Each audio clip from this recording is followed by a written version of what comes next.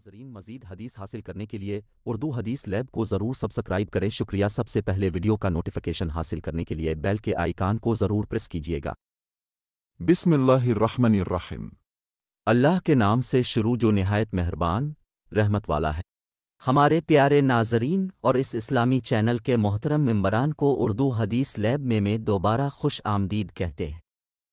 آج کی اس ویڈیو میں قرآن اور حدیث کی روشنی میں جھوٹی قسم کھانے والے لوگوں کے بارے میں بیان کریں گے۔ جھوٹی قسم کھانے کی شکلوں میں سے ایک سودا فروخت کرنے کی غرض سے جھوٹی قسم کھانا ہے، اور دوسری جھوٹی قسم سے کسی کا ناجائز مال ہڑپ کرنا ہے۔ آج کل ہمارے تاجروں کی عادت ہے کہ بات بات پر اپنا مال بیچنے کے لیے اور اس کی تعریف کے لیے جھوٹی قسم کھاتے ہیں۔ کہتے ہیں کہ ہم بخدا صحیح چیز بیچ رہے، کم نفع پر دے رہے ہیں، ہمارا اس مال بیچنے میں نقصان ہو رہا ہے۔ مال بیچنے کے لیے جھوٹ بولنا اور جھوٹی قسمیں کھانا اور اس کی عادت بنا لینا بڑا ہی سنگین گناہ ہے۔ ان بدبخت لوگوں کا انجام کس قدر برا ہے، قرآن اور حدیث کی روشنی میں بتلاتے ہیں۔ حدیث صحیح بخاری 2416 میں آتا ہے کہ رسول اللہ نے فرمایا، جس نے کوئی جھوٹی قسم جان بوجھ کر کھائی تاکہ کسی مسلمان کا مال ناجائز طور پر حاصل کر لے، تو وہ اللہ تعالیٰ کے سامنے اس حالت میں حاضر ہوگا کہ اللہ پاک اس پر نہایت ہی غضبناک ہوگا۔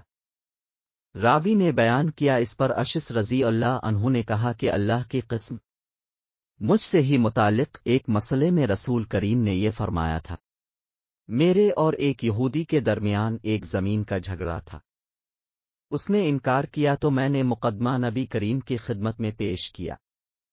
حضرت نے مجھ سے دریافت فرمایا، کیا تمہارے پاس کوئی گواہ ہے؟ میں نے کہا کہ نہیں۔ انہوں نے بیان کیا کہ پھر حضرت نے کہا کہ نہیں۔ انہوں نے بیان کیا کہ پھر حضرت یہودی سے فرمایا کہ پھر تو قسم کھا۔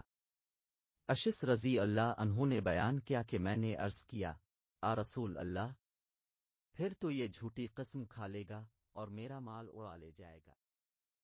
اس پر اللہ تعالیٰ نے یہ آیت نازل فرمائی، بے شک وہ لوگ جو اللہ تعالیٰ کے عہد اور اپنی قسموں کو تھوڑی قیمت پر بیچ ڈالتے ہیں، ان کے لیے آخرت میں کوئی حصہ نہیں۔ اللہ تعالیٰ نہ ان سے بات چیت کرے گا اور نہ ان کی طرف قیامت کے دن دیکھے گا، نہ انہیں پاک کرے گا، اور ان کے لیے دردناک عذاب ہے۔